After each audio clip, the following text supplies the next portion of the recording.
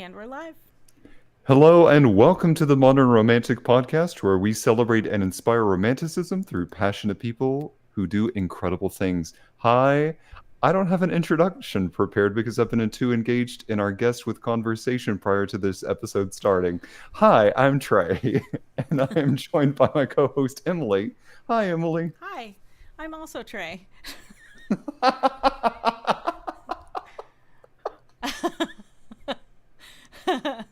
No, I'm not. No, but... What? No, please keep going. No, we've just been laughing so much before the show that we couldn't keep it under control, and then we had to start. So that's where we're at. So I'm just going to get right to it then, if you're good with that. Oh, please, yeah, go for it. You know, romanticism takes many forms, and today we get to delve into the dark and stormy night version of romanticism, which I love. So today's guest is Jennifer Ann Gordon, who is an author. She's multi-talented. She's an author. She's a podcaster. She does all kinds of things. We're going to let her talk about it. And she hates Beatles. Welcome to the show, Jennifer. Hi. I really wanted to introduce myself as also being Trey, but I'm sorry. I just feel like It could have been the trifecta. A trifecta. Let's just start over. Trey, go. Hi, I'm Trey. Hi, I'm Emily, and I'm also Trey. Hi, I'm Jennifer, and I'm also Trey. Welcome to our trifecta. Thank you both so much for actually, having me on the show. I fell in love just with the title when I saw Modern Romantic. I was like, oh, do they know I'm not a romance author? And then I looked at what your show actually was, and I was like, oh, I got like all these pre-Raphaelite vibes. Ooh, yeah. And I was just like, oh my gosh, we're going to talk about like death and flowers and poems and, And so you better live up to that. Death, flower poems. And Beatles. Trey has several flower poems ready to go. But no pressure. Which Trey? Ooh, but which Trey? Oh, gosh. Oh, yikesies. Yes, thank you so much for having me. Jennifer Ann Gordon is my real name. My real name. It is my real name. Because, like, why would you call yourself Jennifer Ann Gordon? Like, when my first book came out, I was like, shouldn't I have picked a better name? And just, like, kept my real name to be my real name? But... No, it's a perfectly good name. No, it's because I wanted to keep saying it's Anne with an E, like Anne of Green Gables. And I say that a lot, even though nobody cares. My middle name is also Anne, and I spell it the same. Okay, yeah, because I feel like you're probably much younger than me, but we're probably in the same like general age range where everyone has a middle name of Anne. Yes, that's true. I mean, where I live specifically, every single person I know is either a Marie or an Anne. A Marie or an Anne. Mm-hmm. Yeah. So I was always jealous of the people who were like a so-and-so Marie. I'm like, so exotic. Right. It felt that way. Right. And then every now and then you'd meet somebody from somewhere else, and it would be a different middle name that you'd never heard. What? I know, people can have that as a middle name. I know. I thought it was required. So I'm from New England, New Hampshire specifically, and everybody has like a French last name and Anne or Marie as a middle name. And the years of which I am part of, when I was born and for many years after, Jennifer was like the only name you could have.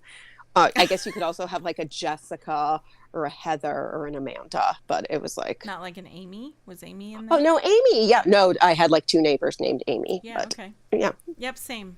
Absolutely same. I feel like all of our parents just like opened up a baby book and was like, well, if that's good enough for our neighbors, that's good enough for us. Let's not give it any thought. Had I been a boy, I just would have been named after my dad. As a girl, my mom, I remember, had a couple names she wanted, and they were like Kellyanne, Melody Ann, Mary Ann, and something else. And my father said, and I quote, though, and this is no offense to those names, but he said those are the names for daytime strippers. Oh. And then they didn't give it another thought until I was born, and they were like, I guess just Jennifer is fine. But Jennifer Ann. I don't know where the show went already. You're speechless. You're dumbfounded. Like, in a good way, because it's hilarious, but also I was like, no, you and both the Treys right now, for people watching this, they're like, how do we get her off the show? No. I was trying to respond without also dissing those names, because everything that came to mind felt like that. And I wasn't trying to do that, but like... I know, because those names are fine, but this was the 70s, you know, and my dad was, you know, this one in a line of many Andrew James Gordons. So I think anything that sounded too, like, flowery, like Melody Ann, of course he would be like, oh, she'll be up to no good if that's her name. Like, it's almost too pretty. She'll be in trouble. She'll be in trouble. Mm-hmm. I was about to say that my dad was named the same as well, but he's not. Oh, that would have been amazing, though. He's a Richard George. Oh, well, I feel Which like that might be my uncle's name. Like, British and... That is so British. Like, oh, Sir Richard George of Lancaster. Mm-hmm. Yeah. He's like Richard George the Third. He's actually not. But now you're just lying to us? Yeah, no, you're just like, he should be. Oh, it his sounds name like is Richard George the Third.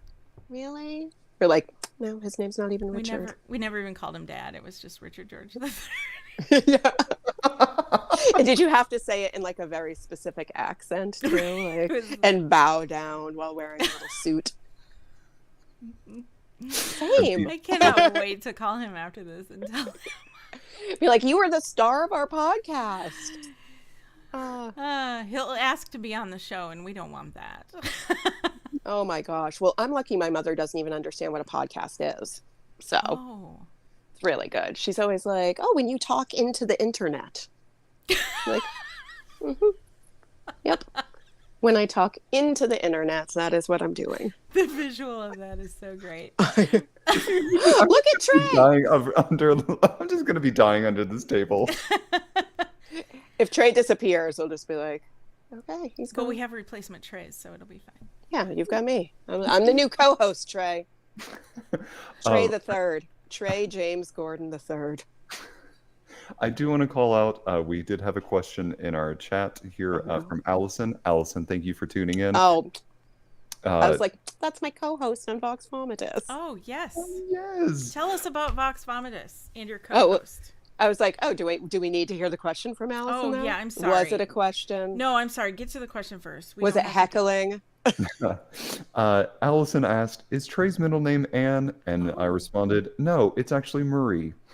Oh, very good, Trey. We needed some balance to this. We needed some balance. Thank you. Allison is my book wife, my book sister. We started Vox Vomitus 4 years ago. Last week was just our 4-year Voxiversary. Oh, great! And yeah, thanks. That's good. I mean, it's a lot. Yeah, and we were like, most podcasts do not last, and so we've done 164 episodes. Ooh. And that's a lot of books we've read. A lot of luckily we have a lot of authors who come back over and over again. But it's a comedic look at what goes on inside the writer's cave. Like we like to say, we talk about what goes right and what goes horribly wrong. Somehow along the way, the show has morphed into like some prop comedy and costumes. So like Alice and I will read the book and we discuss like, what should we wear? What should we eat during the show? What should we have like props if there's so yeah, that's what we do. It's very serious. What should we eat? If people talk about snacks during it, like we just recently had Lindy Ryan on with her book, Bless Your Heart. And the grandma in that book always had like a pocket full of butterscotch candies with like those really noisy wrappers. So like during the show, we would just be like, with our dishes of butterscotch candies, like as Lindy was talking, just like opening them up. And she liked it. I know it seems like passive aggressive bullying, but she liked it. She understood it was love being said. Honestly, with that, I think you would really like Sarah Addison Allen.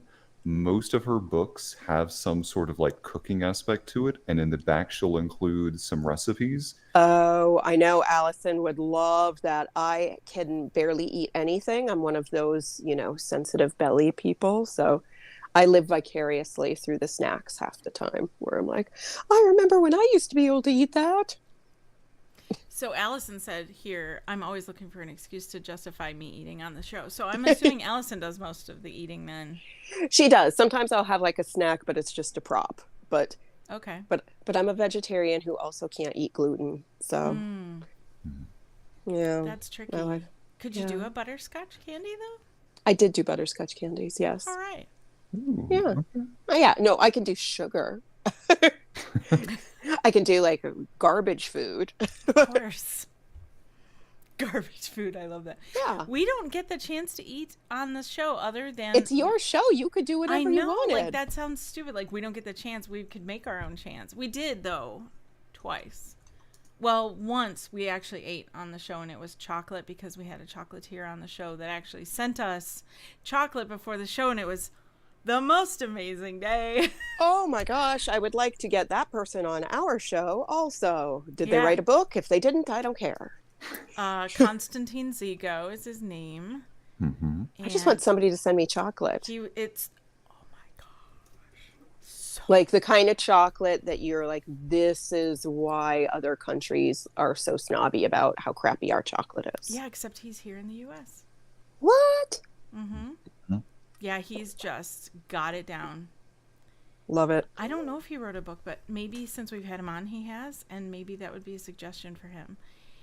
I don't even know if he has a cookbook, but he does do TikTok tutorials on how to make all of his, not all, I should not say it that way, how to make many of the things he makes. Like he'll teach you how to make a really great hot chocolate or how to make butterscotch. If he's fancy on TikTok, he probably has a book deal.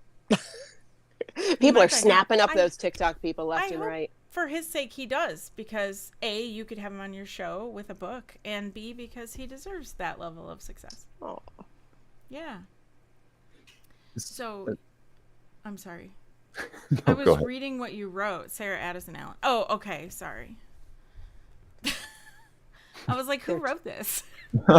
what's happening? It was a ghost. I do want to ask, because as an fellow author, like talking to other authors, what are some things that are going through your mind? Like when you're crafting that podcast as an author, what sorts of questions are you thinking about as you are crafting that show? Oh my gosh. Well, I don't think of any questions beforehand. I hate to say that. I do read every book, and Allison and we read every book for every author that comes on our show. So before showtime, Allison and I will usually like sit down virtually, and by sit down virtually, I mean frantically text each other for like days and days about this book, about, what struck us, what worked, what didn't work, what we're geeked up about. And Allison and I have a very natural conversation, but we never plan really like, what are we going to ask this person?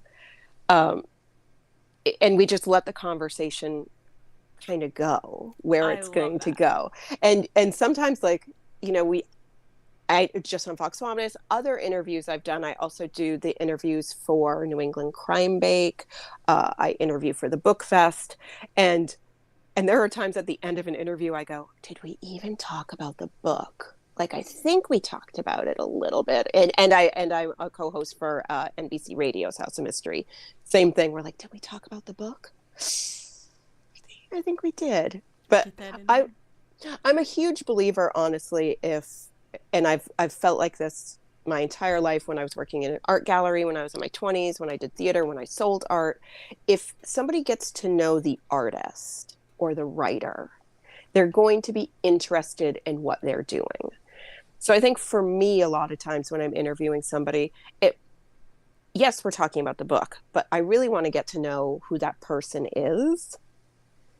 And And chances are, if I really like somebody, I'm probably going to like what they write.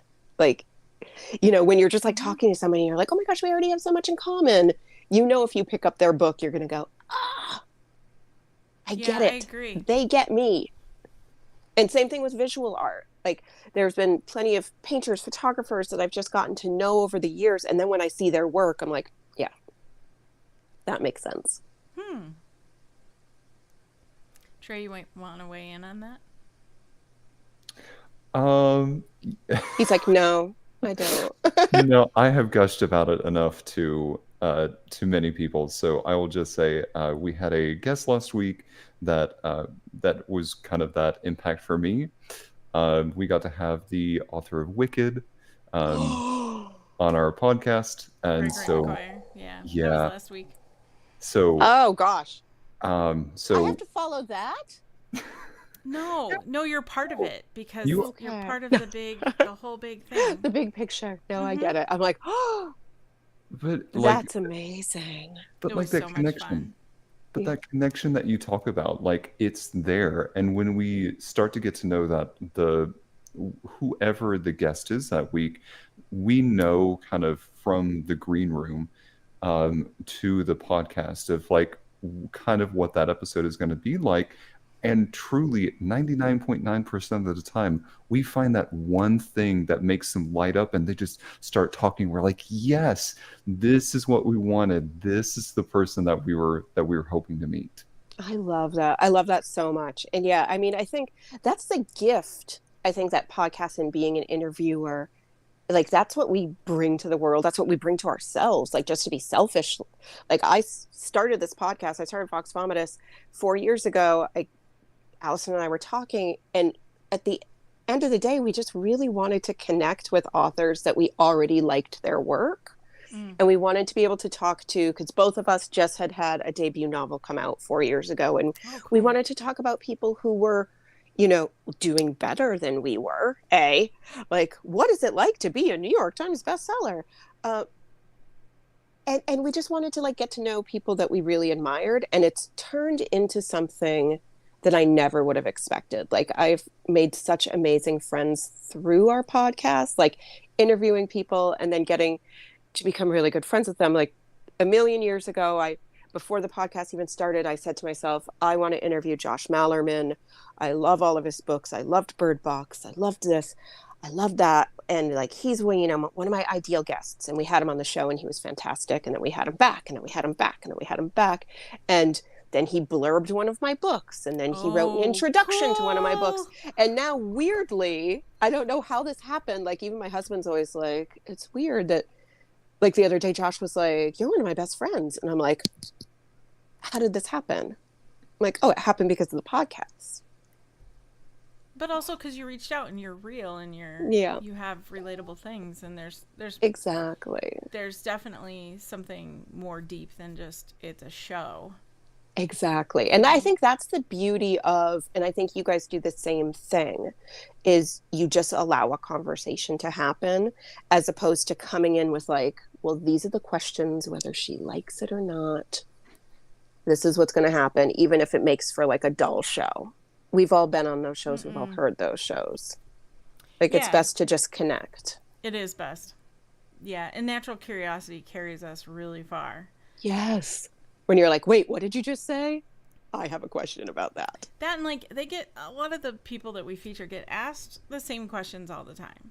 So we don't, well, this isn't an interview show, even though it comes across that way. And we do have questions, we have a lot of things we ask over and over, but we really do want to know those things, like how tall I am. I'm 5'2". Like how tall you are, whether or not that's wallpaper, things like that.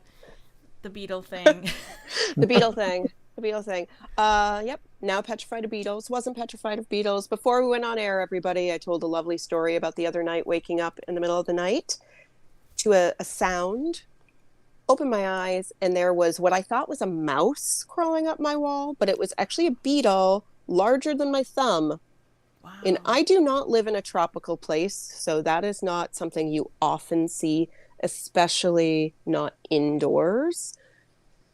So I did my best to shield my husband and my dog from that terror. I did not do a good job because by the time I came back to the room with like a paper towel, it had scurried like kind of out of my reach. Ooh. And I wasn't letting that thing be in our bedroom any longer. So my husband is taller than me, thank goodness. And he was able to transport that to a better place. I will join you in that front and share in that. I'm sorry to be trauma bonding over this, but I love trauma bonding. I'm a horror author. That's like all I do. I was sitting in my first apartment that I had rented myself. Like this, I was out in the adult world, Yeah, I was like, adult. But I just got my first job, my first like everything with this great apartment that had an actual working fireplace, and the flue for it went all the way out of the house. It was great. Well, I'm sitting there drinking my morning concoction. your morning bourbon, My morning bourbon. my morning margarita. It helps me get Then, through the day. Um, no judgment here. We're all Yeah. artists. and then suddenly I hear this kind of like metallic flapping about, Oh and no. coming from the fireplace. And I go to open the door, and as soon as I get within about a foot away from the fireplace itself, out comes a great moth, like the size of my hand, just Yes, flying they out sound of my like face. bats. Yes. I'm sorry, I Oh. like freakishly got close to the camera with a pointy finger.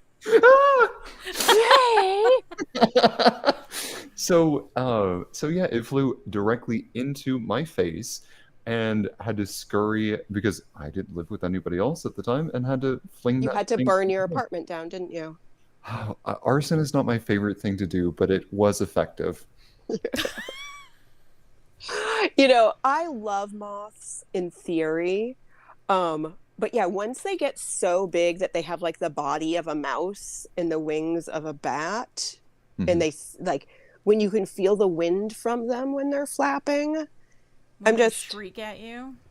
I'm just like a baby, like I'm a baby, I think, when it comes to I mean, really all bugs, all bugs. And now I'm like, I feel like I've talked about them too long that at any point in time, if I start screaming, you're going to know that like there's a spider, like Shelops is coming at me. Oh yeah. Or to go back to the Lord of the Rings, which I know was before we went live, everyone, but we had a, stimulating conversation about all things bugs, and somehow Lord of the Rings got worked Do in. you have? Speaking of that, do you have a sword nearby in case a bug were to encroach?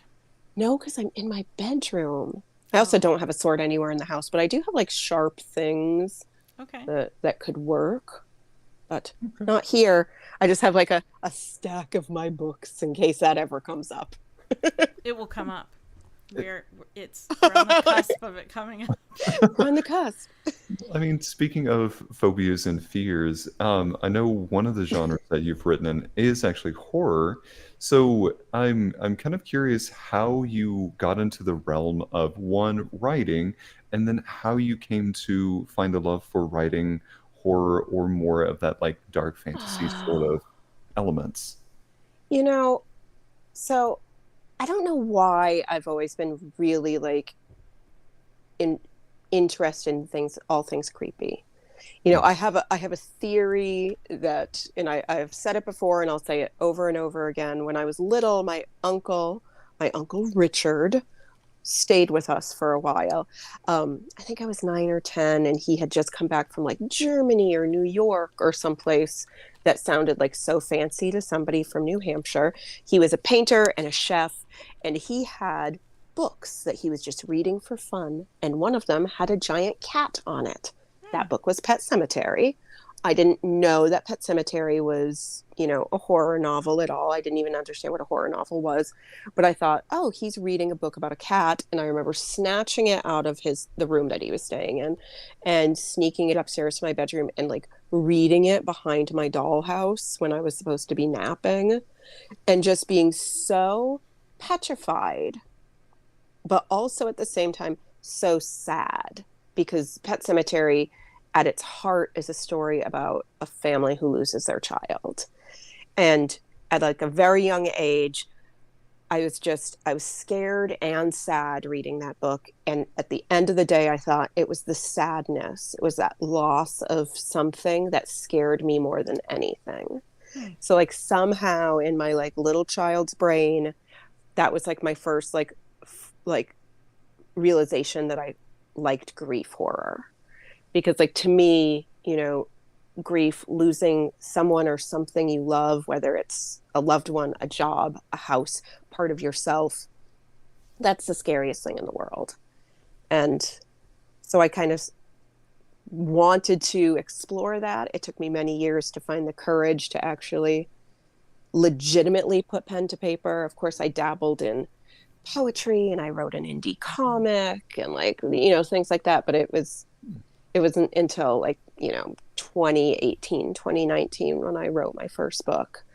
And it ended up being Beautiful, Frightening, and Silent. And it was a beautiful grief ghost story that went on to win several awards. And I was like, oh, maybe I'm not terrible at this. Maybe this is something.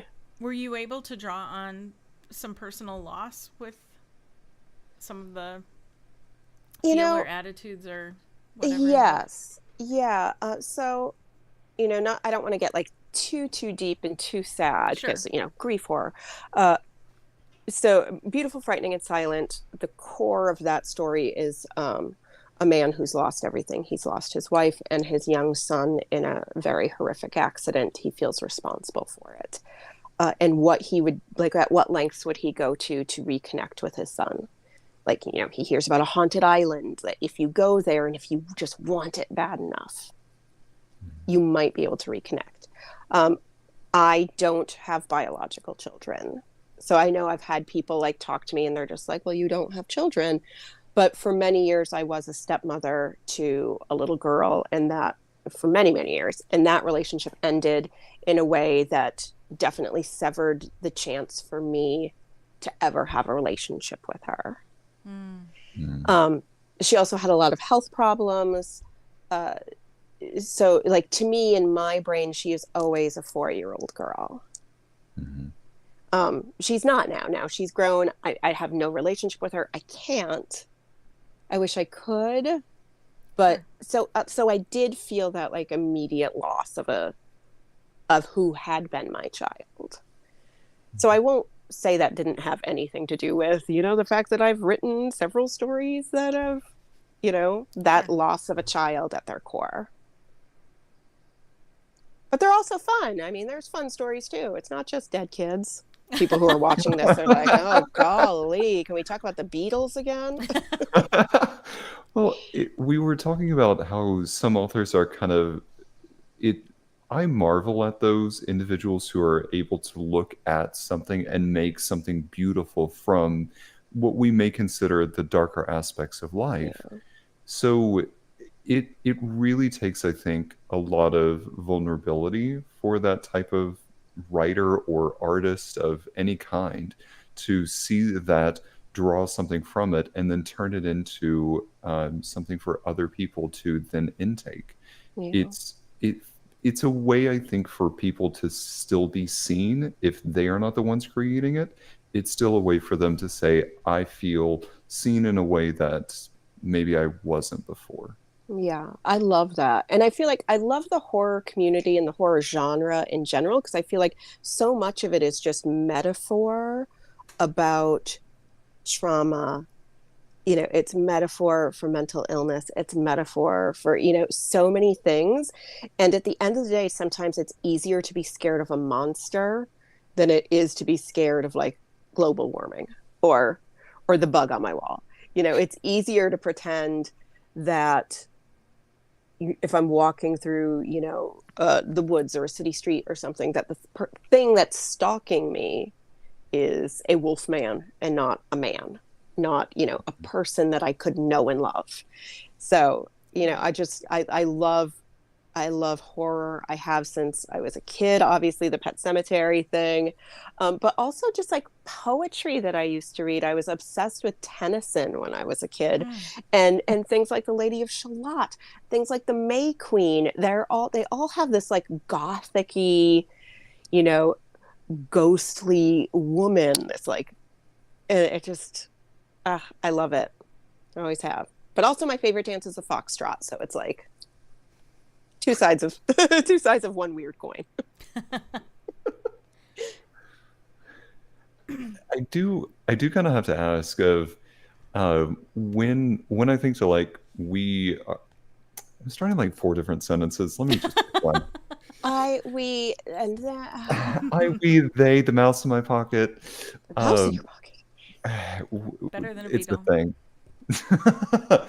thing. While we do call ourselves a modern romantic podcast, we talk to authors from don't give me that. It's been a long Do you day. know what show we're doing It's today? a long day, Emily. It has been a long day. It has. And it's hot.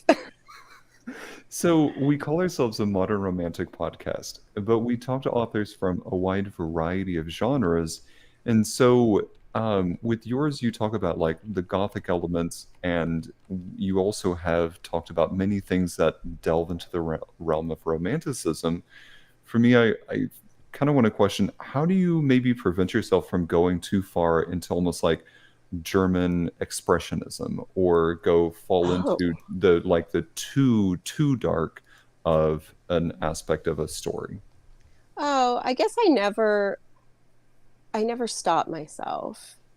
Like I feel like, well, at this point I try not to stop myself, but I always know that like my agent will stop me if it's like too, because I mean I've given her, versions of a book that's like out being shopped now, and she's like, you can't write this, like huge pages where she's like, no one, this is too much for right now. Like, and I'm like, and it's not censorship, but it's let people get to know you again. So it's like, this would be like a novel that gets sold to like, the big five, the big four, whatever we want to call it now, let's make it as palatable, I should say, as possible.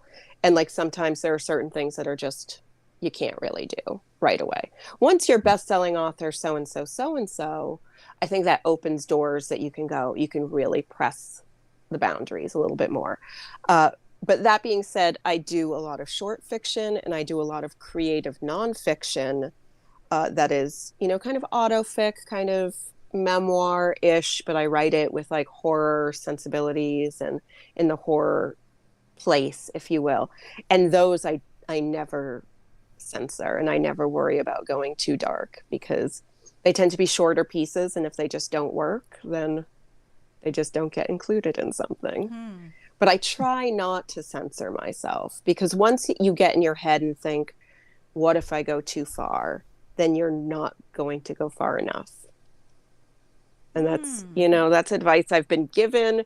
And it's hard. It's hard because you want people to read your work, and you want, people to buy your work, and you don't want the 1-star Goodreads reviews. You don't want that. But at the same time, you need to be writing from like that gross, messy part of you that is also somehow beautiful and inspiring. So that's what I try to do. This is something that maybe it's just my own ignorance speaking, but when a movie comes out, they come out with like, there's the Snyder cut. Couldn't there be a book that's like, this one's the Gordon cut? I would love that.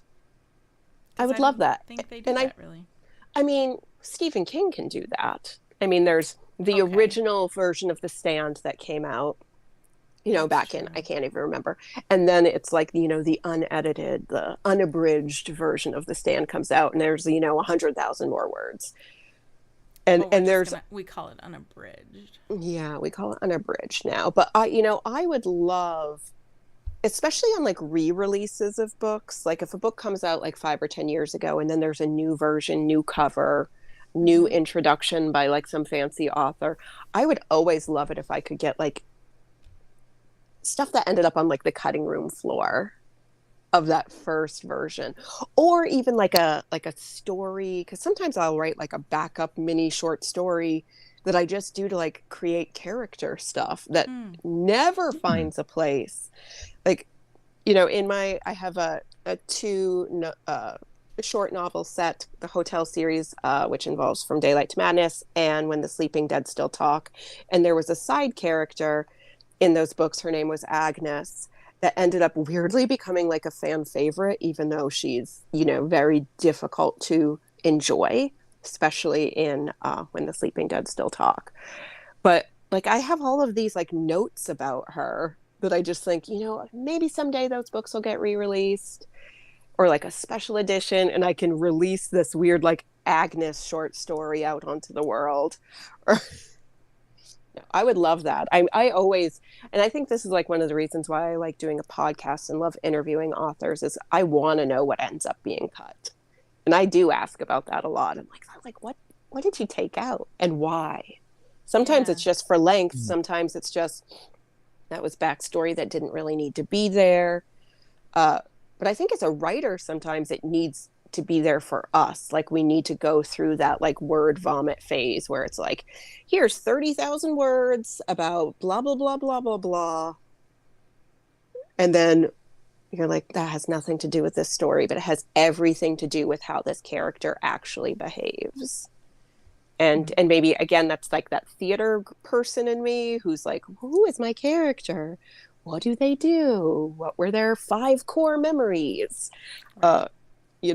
And not every reader needs that for like the plot of a book, but I need that as a writer writing the book.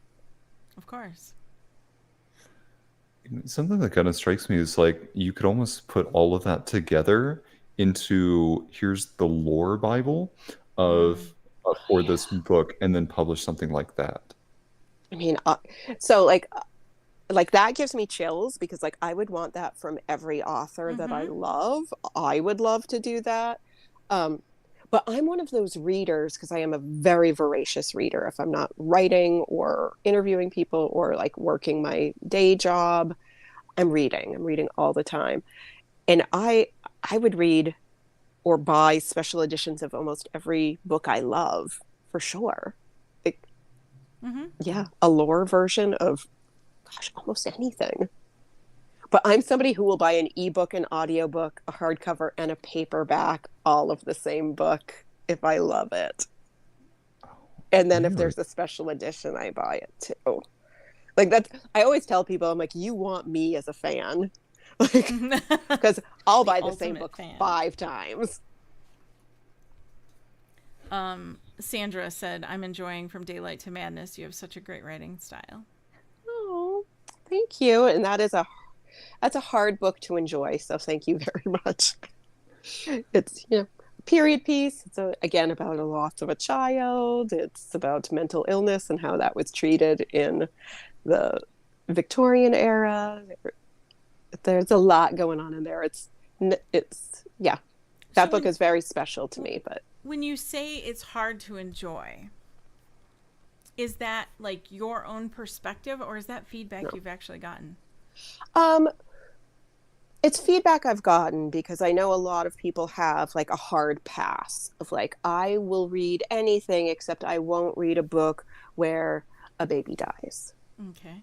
And spoiler alert, first page of From Daylight to Madness is a baby dying after being alive for very few minutes. And what happens to somebody who is dealing with basically postpartum depression and the loss of a child when you're not supposed to ever mention those words. So I get it when people are like, I can't read that. That's a hard no for me. That's why I try to be open about what the books are about. Like, it's about this. And also I just think, it's a sad story. There are uplifting things in it, but it is sad. I think it's beautiful. There are people who loved it a lot, but I know it's a hard read. Okay. But I also wrote a book about like people's faces rotting off, and that's a hard read, and it's in a different way. And Sandra also followed it up with, but you write it eloquently. Thank you. So, yeah, well done.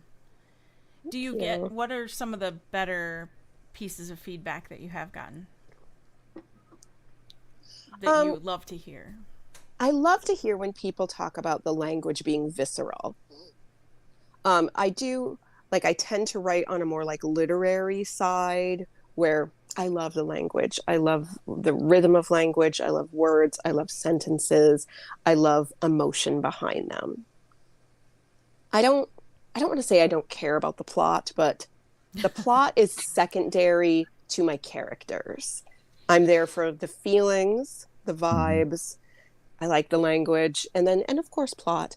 But I love it when people understand or feel, I shouldn't say understand because that's like a bad word, to be like, oh, they understand it. No, when they feel it, when they feel what I'm doing with the language. Because I use a lot of like poetry technique of like repetition in words, repetition in the sounds of words, in where certain sentences, key phrases, imagery, where that ends up in the book. When people feel that, when I get emails or messages of saying, so like for my book Beautiful, Frightening, and Silent, there's a rope that is very important. And when I would get messages when it said like, when he took the rope out of the drawer, and that's all they had to say, and I knew, I'm like, they're right there. Like they get what I'm doing. I'll get other comments where it's like, enough with the rope already. I get it. I'm like, okay, that's fine. You can get it. But I like it when people feel it, when the language is visceral, when it's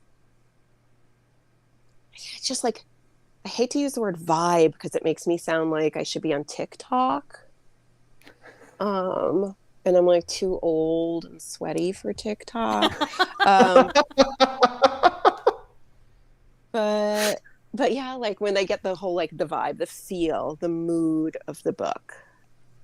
That's my favorite. And also when I just hear very honest things of, you described trauma in a way that made me really understand it, or it made me feel seen, or, and I guess my favorite is, I tend to write queer characters, especially queer female characters, because that is who I am.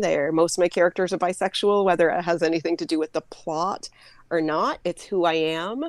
And I write them in a way that it's not the point of the story. It just is who they are. And when people message me and say like, oh gosh, thank you for not making it be like, blah, blah, blah.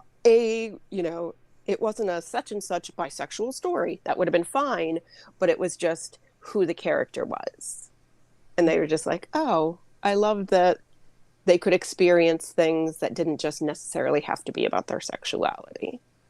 Yeah, it's you tap into that emotional side of people and let that just be them. It's authentic. That's what I'm hoping for. I mean, it's authentic for me when I'm writing it, and it's authentic for me as a person. Like, I don't go through every day of my life being like, how am I experiencing this as a bisexual woman? No, that's just who I am. So like, I'm just experiencing things. So that being said, that's how I, flavor, especially most of my female main characters, because I'm also a Leo. So all of them are me. Truth is out. Well, if you take anybody off the street anywhere, their whole identity and their whole person isn't just one element of any part of their lives. So it would make sense that someone isn't just their sexuality. Exactly. I remember I was at a conference a few years ago and we had to do like fun facts about yourself. And we're like, oh God, I hate fun facts. Like, you never realize how not fun you are until you're like, oh no, what's a fun fact? And then they're like, or like, just like, some sentences about like who you are as a person. And I remember I said, I'm a bisexual ballroom dancing horror writer and a dog mom. And they were like, okay. And I'm like, yeah, that's it. And I'm like, oh, also a vegetarian. Like, just like random things. I'm like, but when I write something, or when you get to know me, I don't seem just like a bag of random things. We're people. So I want my characters to not just seem like bags of random things, I guess. I feel less than eloquent right now, but but it is like on day 16 of heat advisory. So my brain is cooked. I think it goes back to what you were saying about the podcast of having people on your podcast and getting to know them as people. I think it's the same thing of the way that you write. You also want to draw from people that same level of authenticity. They're not just an author, they're also human. So they come to the stage with more than just, I can write great books. I have a lot more to offer. Yeah. And that's the characters I create. That's what I want. Like, you know, when you start writing, it's like, this is my character. This is who they are. This is what I know about them. But as I'm writing, I'm getting to know them. Mm-hmm. And that first draft, you know, the word vomit draft, I'm adding in everything I know about them. Like that stuff, you know, a lot of it gets cut, but every once in a while there's, you know, I try to keep like 5 core memories of who this person is, who all of them are. And that, you know, it flavors how we live our life. Why wouldn't it flavor how a character lives their life? I would like to know, as you're writing the getting to know you portions of the characters, do you also sing the song "Getting to Know You"? Getting to know all about you. So I was in The King and I, but I was, but I just as a royal wife and a dancer, I was not the lead. But I have that song stuck in my head a lot. It's like just in life in general. I tend to sing it to, like I sing it to my dog. And I sang it to the dog I had before him. Like a lullaby. So that's cool. Also, I write horror, everyone. As I'm like, this is what I sing to my puppy. I want to know about your puppy. Lord Tubby. Is that his name? Well, yes, his name is Lord Tubby. He's magical. He's a Coton de Tulier. If anybody who's watching this, or like reading the notes on it afterwards, he is all over my Instagram. He does not have his own Instagram because I feel like if Lord Tubby had his own Instagram, nobody would ever go to my Instagram ever again. So Lord Tubby is part of my Instagram. He is a little dog. He's a Coton de Tulier, which is fancy talk for little cotton ball dog. He is it's going to sound super tough and cool, a Madagascar pirate dog. But the Madagascar pirate dog, Coton de Tulier, was bred specifically to be little clowns of the ocean. They were put on ships just to keep the spirit light. So he definitely has a very silly personality. He's not like good at things. The way you said that needs to be clipped. Yeah, he's not good at things. He's very good at like loving you and just being very adorable. He's not like good at things. It's brilliant. If you go to Jennifer's Instagram right now, you could see pictures of this little white floof, and that is a great description. If anything, if there was a piracy situation at sea, I could see this dog being so distracting that pirating would not occur. Right. Like they don't even care that they have scurvy. This dog is that cute. They're like, I haven't seen the sun or had an orange in years. Do a little dance, pirate dog. Yeah, because he doesn't really do tricks, but he loves to like walk on his hind legs and make silly noises and like spin around. Did we train him to do any of those things? No, but we like to say, because we're dancers, he can dance, but he just did that. And we were like, let's just call that dance. Yeah. No, he's great. So yeah, Lord Tubby, he's amazing. Very cute. Those eyes really do it. Oh my gosh, he's a maniac. So cute. Yep. So, go check that out. It's worth it. Yeah, I'm like, sorry, Lord Tubby, definitely check that out. I do sing to him. And we sing about him and we write songs about him. And anyways, maybe there'll be a musical someday about Lord Tubby. Oh, I would go and see that, please. I know. I feel like I have friends who are like, oh yeah, we definitely read your books. But then if I'm just like, yeah, I'm going to write a musical about Lord Tubby. They're like, I would love that. Like they're immediately engaged. They're just like, that more than anything is what I want. Immediately, yes. And immediately, Emily, yes. I would definitely go see a musical about Huckleberry.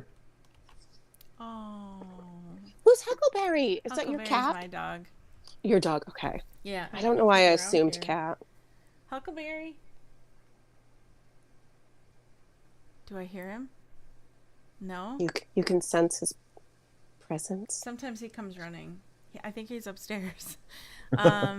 Sometimes he's right around here, but I don't see him. So There are times that Lord Tubby is not in the room with me right now, but there are times that he is like just off the camera, just like full blown Huckleberry. trying to make eye contact with me the entire time I'm doing a podcast, like interviewing somebody, like asking the hard hitting questions, like if you had to cast your book as Muppets, who would be who?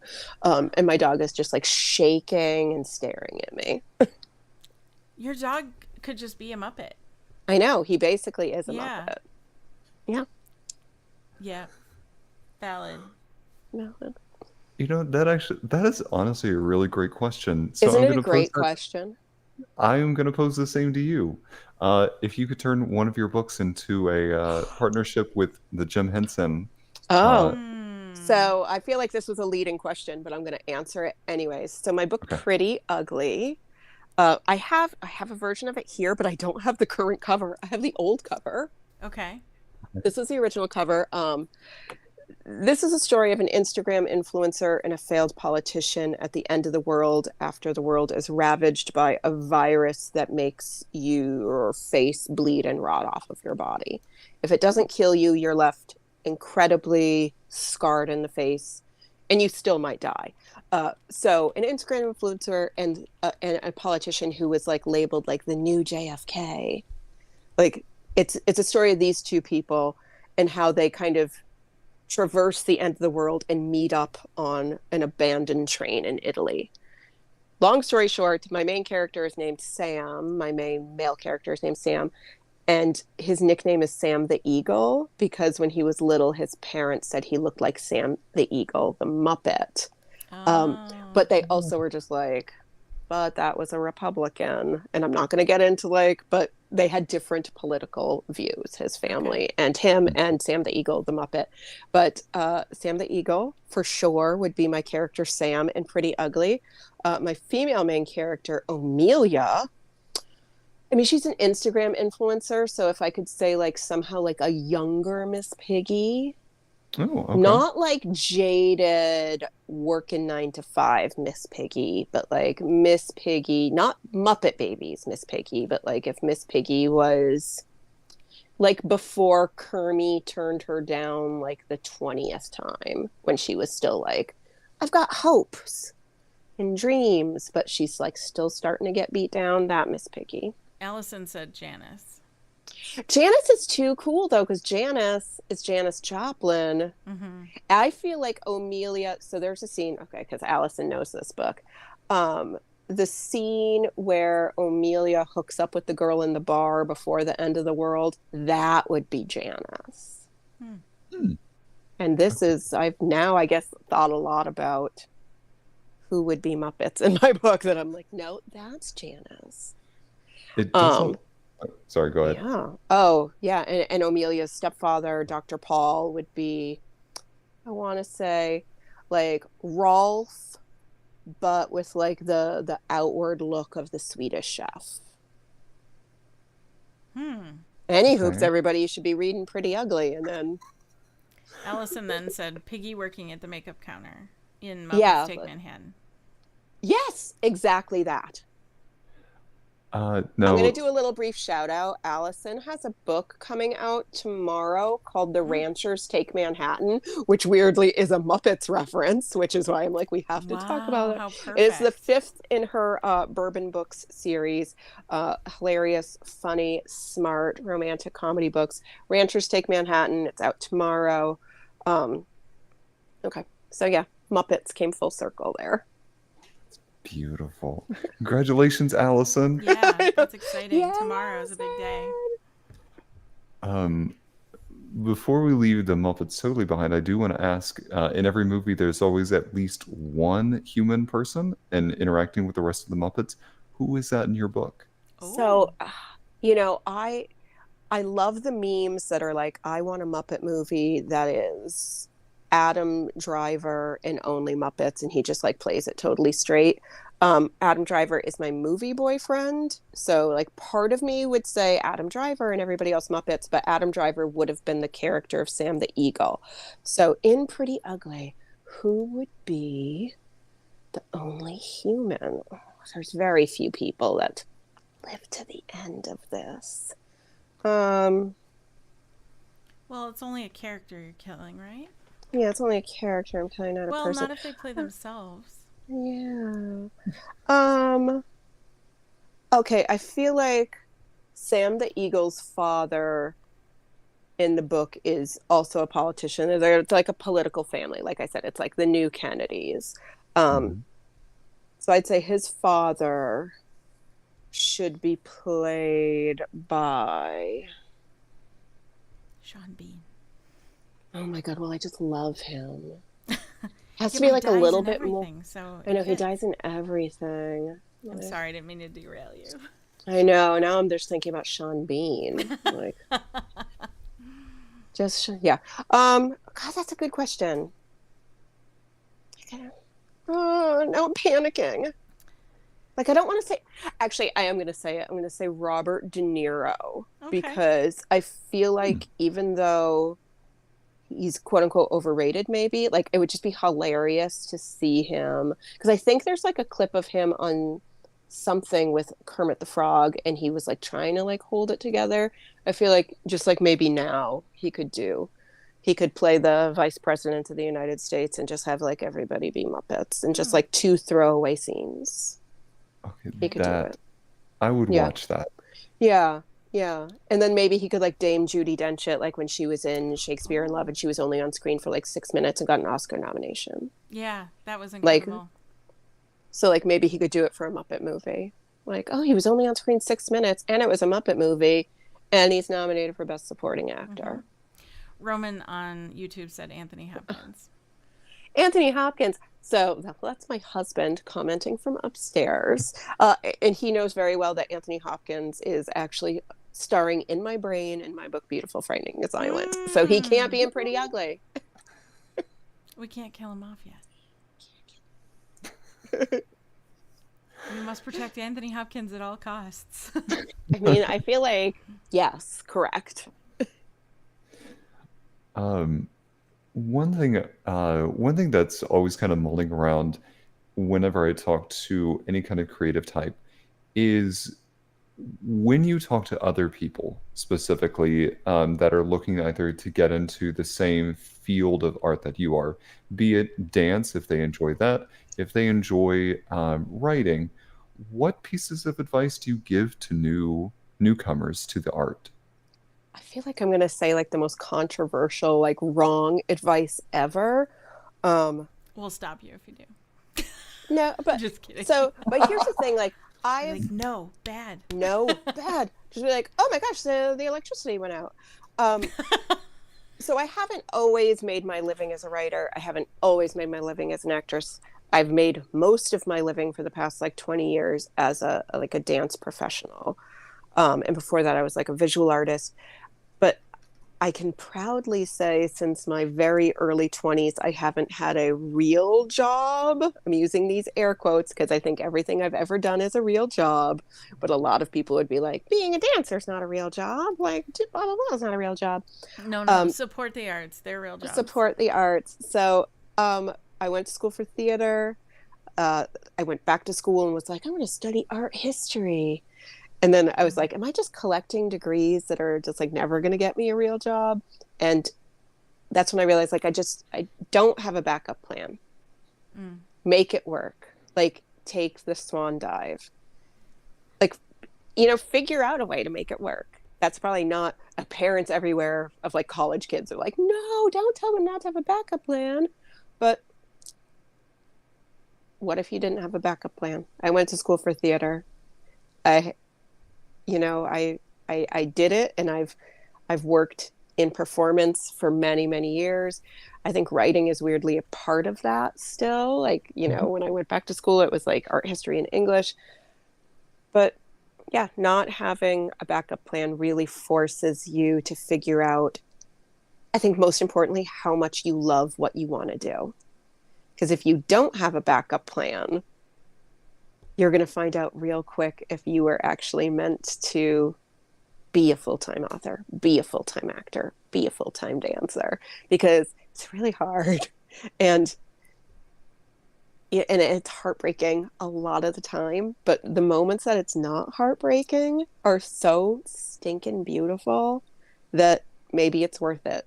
And if it's not worth it, there's no shame in that. That's when you get your backup plan, but try it without. Like, fail a bunch of times. Mm-hmm. Fail. I mean, Yes. I'm in my 40s. I'm still failing.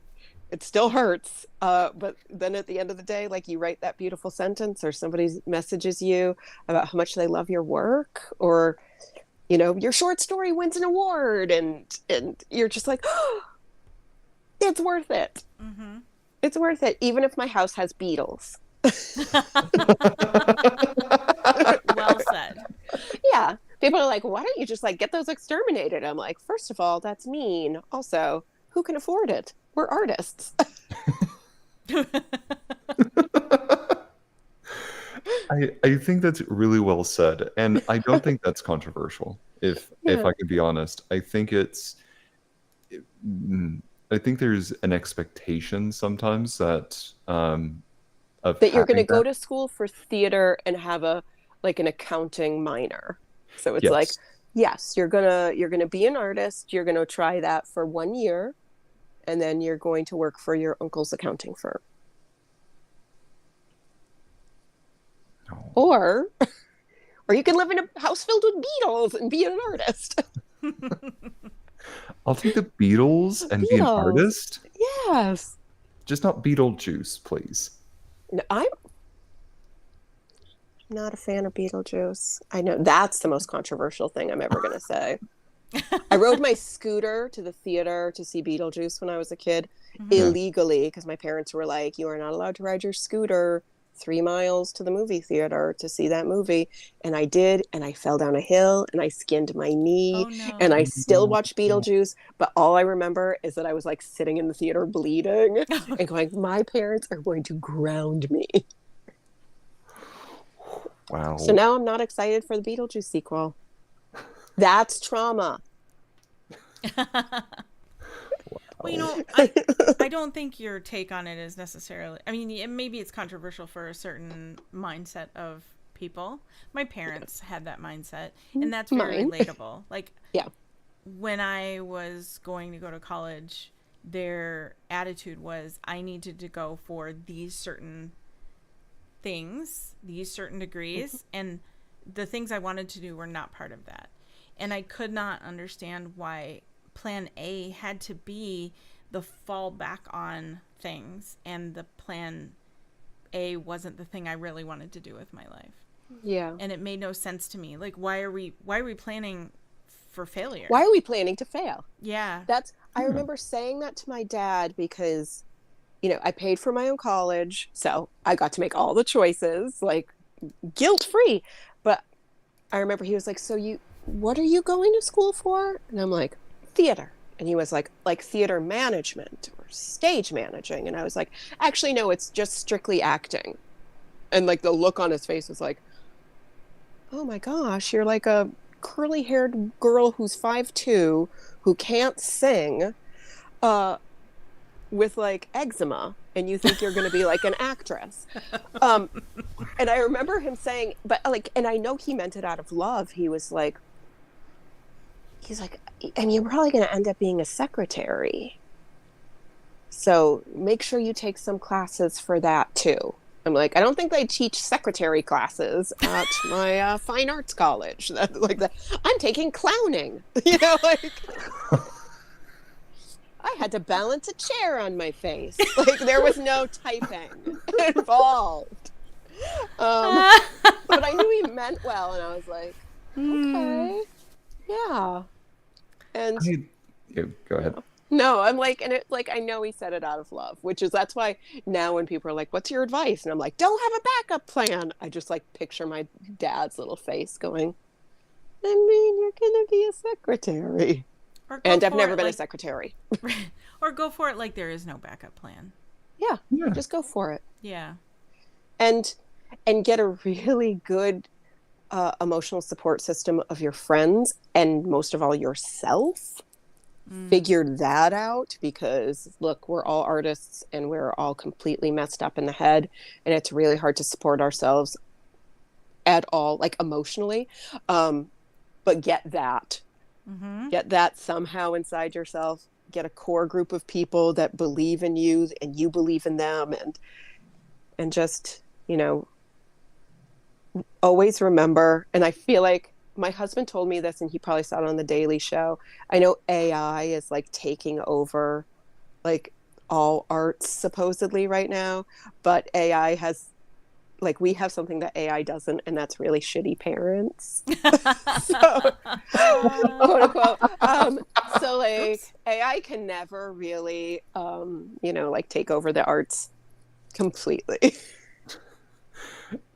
And it's a joke that's not mine, and I don't know where he told it. Like, he heard it on something, and I'm like, I'm gonna co-opt that. It was probably Jon Stewart or like or Seth Meyers, who I went to high school with. Oh yeah. Really? I went to high school technically with his younger brother, but Seth Meyers' mom gave me a D in 7th grade French. So I have that going for me. A wound that still stings. That is, again, trauma. Now, en français. En français. No, I got a D. Oh, no. Trauma. That's a great response to that. I got a D. No, I mean, got a the D. D was so valid. It probably should have been lower, but Madame Myers was very nice.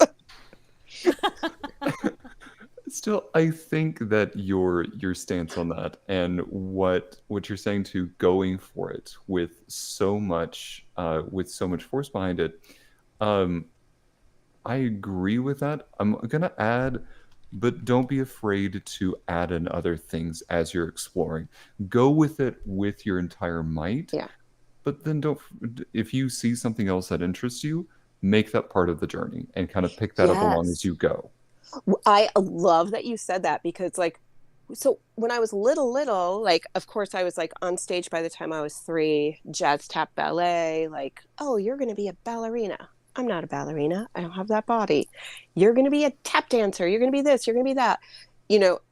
Injuries happen, life happens. But I will say I became a professional ballroom dancer at the age of 31.